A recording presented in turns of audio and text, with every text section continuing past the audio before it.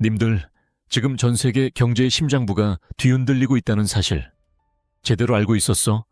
다들 삼성전자 주가가 과거처럼 10만 원대에서 박스권에 갇힐 거라고. 그저 흔한 반도체 사이클의 회복이거나 아니면 또다시 꺾일 거라며 불안해하고 있었잖아.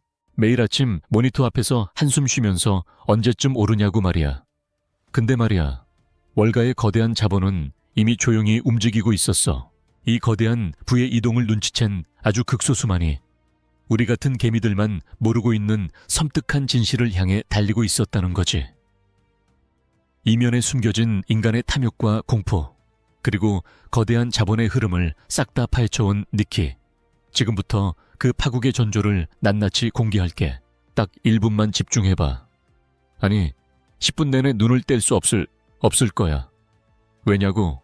지금 우리가 서 있는 곳이 폭풍전야의 고요함이거든. 2024년과 2025년 초, 시장은 마치 깊은 잠에 빠진 듯했어. 삼성전자 주가는 8만 원 그런 9만 원 사이를 맴돌며 투자자들을 지치게 했지. 모니터 불빛에 비친 수많은 얼굴엔 또 시작이냐는 회의감과 함께 2021년 신한전자의 꿈이 산산조각 났던 트라우마가 짙게 드리워져 있었어.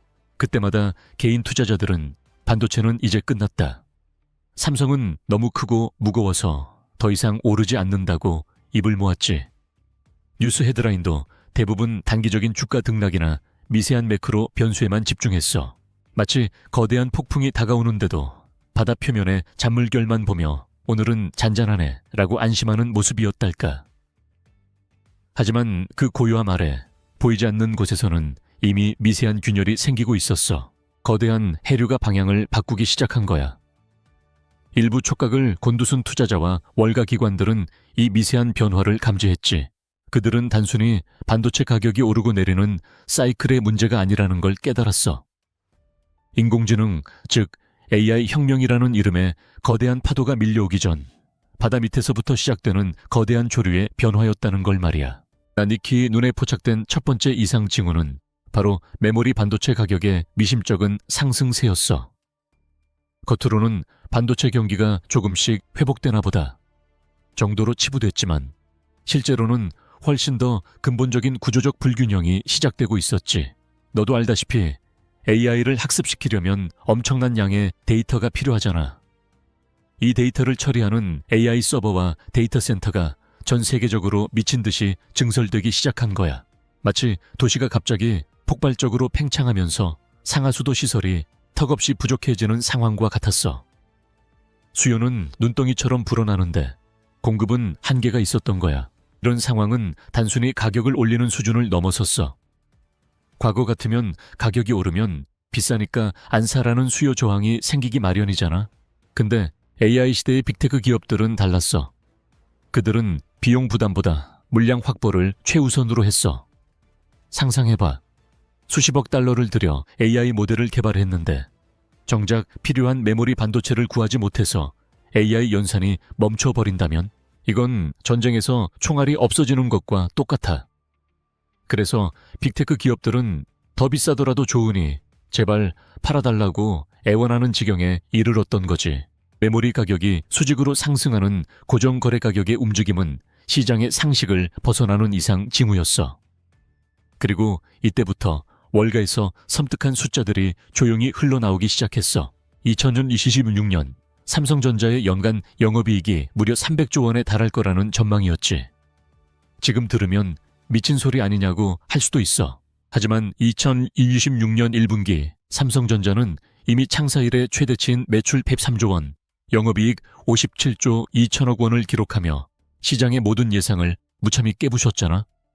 이게 단순한 어닝 서프라이즈가 아니었어. 폭풍전야의 고요함을 깨는 첫 번째 천둥소리였던 거야. KB증권 같은 주요 증권사들은 이미 2026년 삼성전자의 영업이익 추정치를 기존보다 4%나 상향해서 327조 원으로 제시했어. 이건 하루 평균 9천억 원의 이익을 창출하는 말도 안 되는 숫자였지. 대다수의 개인 투자자들이 과거의 망령에 사로잡혀 있을 때 월가와 여의도의 기관 투자가들은 이미 30만 전자라는 새로운 좌표를 설정하며 마치 미래의 파편을 엿본 듯 새로운 게임의 법칙을 속삭이고 있었어. 이들은 삼성전자가 단순히 국내 1위 기업을 넘어 세계 반도체 역사를 다시 쓸 구조적 대반전의 시작을 직감하고 있었던 거야. 하지만 아직 대부분의 사람들은 눈치채지 못했어. 이 거대한 부의 이동이 이미 시작되었고 글로벌 세력들이 조용히 물량을 확보하며 삼성전자의 퀀텀 점프를 준비하고 있다는 사실을 말이야. 이들이 주목하는 핵심은 바로 HBM4, 고대 역폭 메모리 주도권의 탈환이었어. 단순한 메모리 기술이 아니라 AI 시대의 심장부를 관통하는 게임 체인저가 될 거라는 걸 그들은 알고 있었지. 이제 겨우 서막이 올랐을 뿐이야. 다음 편에서는 이 보이지 않는 균열들이 어떻게 거대한 파국과 동시에 역대급 기회를 만들어내는지, 그리고 삼성전자가 어떻게 HBM4라는 결정적인 한 방으로 이 모든 판을 뒤엎을 준비를 마쳤는지, 니키 그 숨겨진 진실을 싹 다 파헤쳐줄게. 절대 채널을 고정해. 너도 알다시피 AI 혁명의 심장엔 엔비디아의 GPU가 있었잖아. 그리고 그 GPU의 성능을 최대로 끌어올리는 건 바로 고대 역폭 메모리 HBM이었어. 근데 말이야, 이 HBM이 단순한 메모리가 아니야. AI 시대의 왕좌를 결정짓는 핵심 부품이자 반도체 업계 판도를 뒤엎는 게임 체인저였다는 사실. 제대로 알았어? 마치 전투기 엔진 성능을 결정하는 연료 같은 거야. 아무리 좋은 전투기라도 연료가 부실하면 무용지물이 되는 것처럼, 아무리 강력한 GPU라도 HBM 없이는 제 성능을 절대 낼 수 없었어. 근데 여기서 충격적인 반전이 있었어. 과거 메모리 반도체 시장의 절대 강자였던 삼성전자가 정작 AI 시대의 핵심인 HBM 경쟁에서는 잠시 주춤하는 모습을 보였던 거야. 마치 챔피언이 한순간 방심해서 도전자에게 주도권을 내주는 그런 아찔한 상황이었지. 월가와 언론은 재빨리 삼성의 위기를 속삭이기 시작했어. 삼성, HBM 경쟁에서 뒤처지나? SK하이닉스의 주도권 내줬다. 같은 헤드라인이 쏟아져 나오면서 투자자들 사이에서는 불안감이 극도로 고조됐어. 삼성전자 주가는 다시 한번 박스권에 갇히는 듯 보였고, 수많은 개미 투자자들은 역시 삼성은 안 되라며 체념하고 있었지. 이게 바로 우리가 마주했던 파국의 전조였어. 보이지 않는 균열이 눈앞의 현실로 드러나는 순간이었달까. 하지만 니키 줄곧 말했잖아. 거대한 자본은 언제나 이면의 진실을 본다고. 그들은 삼성이 잠시 숨을 고르는 틈을 타 오히려 더 강력한 한 방을 준비하고 있다는 걸 꿰뚫어 보고 있었어. 바로 차세대 고대 역폭 메모리 HBM4를 통해서 말이야. HBM3와 HBM3E가 시장의 대세였을 때 삼성은 이미 HBM4라는 압도적인 미래를 그려내고 있었던 거야. 마치 바둑고수가 몇 수 앞을 내다보며 판을 짜듯이 말이야. 이 HBM4가 도대체 뭐길래 그렇게 난리냐고. 단순히 속도만 빨라지는 게 아니었어. HBM4는 기존 HBM 기술의 한계를 완벽하게 뛰어넘는 혁명적인 기술이었어. 가장 큰 차이는 바로 로직 다이의 통합이었지. 이게 뭐냐면 기존 HBM은 메모리 기능만 담당했는데 HBM4는 메모리 스택 바로 아래에 연상과 제어를 담당하는 로직 칩을 넣어서 데이터 처리 효율을 극단적으로 끌어올리는 기술이야. 마치 고성능 스포츠카 엔진에 인공지능 두뇌를 직접 심는 것과 똑같아. 속도도 빨라지는데 똑똑하게 스스로 길까지 찾는 격이니 게임이 되겠어? 더 놀라운 건 삼성전자의 원스톱 턴키 솔루션 전략이었어. 너도 알다시피 삼성은 메모리 반도체도 만들고 반도체를 위탁 생산하는 파운드리 사업도 하잖아. HBM4 개발의 핵심 파트너는 바로 엔비디아였어. 엔비디아는 삼성에게 우리 GPU에 딱 맞게 세상에 없는 HBM4를 만들어달라고 요청했어. 단순히 메모리만 받아서는 만족할 수 없었던 거지. 이때 삼성의 파운드리 기술이 빛을 발했어. 삼성은 엔비디아의 GPU 설계에 최적화된 로직 다이를 자체 파운드리 기술로 만들고 그걸 HBM 메모리와 결합하는 놀라운 기술력을 보여주었어. 마치 최고급 요리사가 재료 공수부터 요리, 그리고 플레이팅까지 모든 과정을 완벽하게 책임지는 것과 다를 바 없었지. 이런 통합 솔루션은 경쟁사들이 쉽게 따라할 수 없는 삼성만의 독보적인 무기였어. 월가의 거물들은 이 지점에서 삼성전자가 단순한 반도체 기업을 넘어 AI 시대의 솔루션 프로바이더로 진화하고 있다는 사실을 직감했어. 그들이 예측한 300조 원의 영업이익은 단순한 허상이 아니었던 거야. HBM4를 통해 엔비디아 같은 핵심 고객사의 AI 성능을 최대로 끌어올려주는 순간, 삼성은 AI 생태계에서 없어서는 안 될 핵심 중추로 자리매김하게 되는 거지. 실제로 2026년 들어 엔비디아는 HBM4를 삼성전자로부터 독점적으로 공급받기 시작했고, 이는 엔비디아 GPU의 압도적인 성능 향상으로 이어졌어. 시장은 경악했고, 잠시 주춤했던 삼성전자의 주가는 마치 용수철처럼 튀어오르기 시작했어. 이 모든 게 바로 HBM4가 만들어낸 기적이었지. 하지만 이 거대한 변화의 물결 속에는 아직 우리가 모르는 더 복잡한 이해관계와 숨겨진 전략들이 도사리고 있어. 삼성전자가 HBM4 주도권을 탈환하는 과정에서 어떤 위협과 도전을 극복해야 했을까? 그리고 이 기술 패권 전쟁의 최종 승자는 과연 누가 될까? 다음 편에서는 HBM4를 넘어선 궁극의 AI 반도체 전쟁, 즉 메모리와 프로세서가 하나로 합쳐지는 차세대 컴퓨팅 아키텍처의 비밀을 니키 싹 다 파헤쳐줄게. 이 이야기는 삼성전자만의 이야기가 아니야. 지금 우리 모두의 미래가 걸린 역대급 기회이자 위협이거든. 절대 놓치지 마. 파국으로 치닫는 HBM 패권 전쟁의 서막 속에서 삼성의 HBM4가 극적인 반전을 만들어냈지만 경쟁사들이 과연 가만히 있었을까?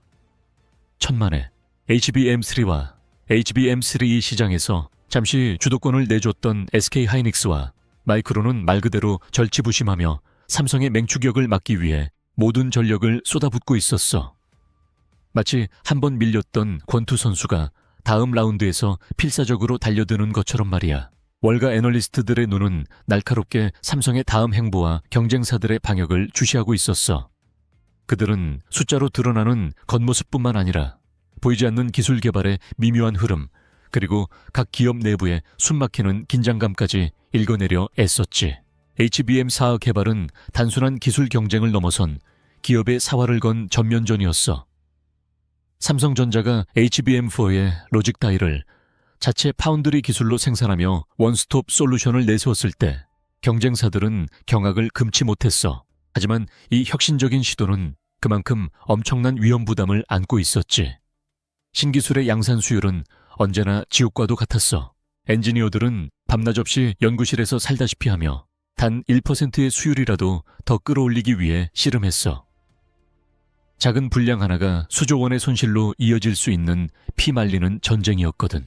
수많은 테스트 샘플이 폐기되고 데이터가 쏟아져 나오며 작은 개선점이라도 찾기 위해 현미경으로 반도체 표면을 들여다보는 일상이 계속됐어. 경쟁사들의 압박도 만만치 않았어. SK하이닉스는 이미 시장에서 검증된 HBM3E의 성능을 극한까지 끌어올리며 점유율을 굳건히 지키려 애썼어. 자신들이 선점한 시장에서 삼성이 HBM4로 치고 들어오는 걸 결코 좌시할 수 없었거든. 마이크론 역시 차세대 HBM 기술 개발에 막대한 투자를 쏟아부으며 기술 격차를 좁히기 위해 안간힘을 쓰고 있었지. 각 기업은 마치 비밀 작전을 수행하듯 경쟁사의 기술 동향을 주시하고 인재를 영입하며 특허 전쟁에 날카로운 칼날을 갈고 있었어.